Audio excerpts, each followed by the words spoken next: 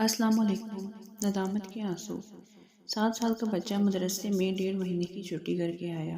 بچے کے ساتھ ان کی والدہ بھی یہ بتانے آئی تھی کہ قاری صاحب بچے کو ٹائیفائڈ ہو گیا تھا، بہت بیمار تھا، تبھی نہیں آ رہا تھا۔ برائے مہربانی آپ معذرت قبول کر کے بچے کو مدرسے میں بٹھا لیجئے۔ اب میں نے بھی معذرت قبول کرتے ہوئے بچے سے کہا کہ بیٹا اب کوئی چھٹی نہیں کرنی اور کل سے وقت پر آنا ہے، کیونکہ آج بھی آپ 1 گھنٹہ لیٹ آئے ہیں۔ چنانچہ یہ بچہ پھر سے اگلے دن 1.5 گھنٹے لیٹ آیا تو مجھے بہت برا لگا، کیونکہ مدرسے کا نظم و ضبط یہ بچہ خراب کر رہا تھا اور اس بچے کی وجہ سے دوسرے بچوں پر بھی خراب اثر پڑ رہا تھا۔ تبھی میں نے اس بچے کو احساس دلانے کے لیے کہا کہ بیٹا اب تو آپ آج بطور سزا کھڑے ہو کر ہی پڑھیں گے۔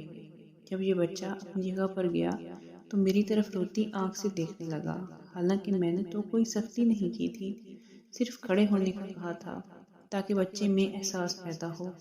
لیکن بس اتنی سی بات پر یہ بچہ جب آنسو سے رویا تو میرا دل ہل گیا اور میں نے فوراً بچے کو بٹھا دیا اور پیار سے یہ کہا کہ اچھا بیٹھ جاؤ اور کل سے وقت پر آنا۔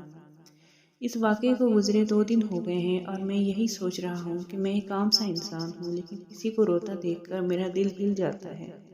جس اللہ نے مجھے اس طرح بنایا ہے وہ اللہ بھی ان آنسوؤں کی بڑی قدر کرتا ہے۔ تبھی ہر گناہ کے بعد ہمیں رونا چاہیے، اگر رونا نہ بھی آئے تو رونے جیسی شکل بنا لینی چاہیے، پھر ہمارے نامہ اعمال میں یہ لکھ لیا جائے گا کہ ہم نے ندامت کے بعد سچے دل سے اللہ سے یہ کہا تھا کہ یا اللہ میرے گناہ کو معاف کر کے آئندہ مجھے اس گناہ سے بچا لیجئے گا۔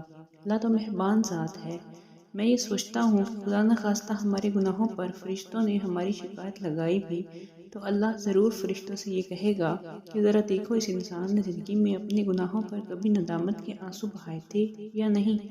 اگر ندامت کے آنسو کے ساتھ ہی زندگی میں رویا تھا تو اس کے لیے معافی لکھ دو اور اسے میری جنت لے جاؤ۔ سب دوست ایک بار درود شریف پڑھ لیں۔ مزید اچھی ویڈیوز کے لیے ہمارے چینل کو سبسکرائب کریں۔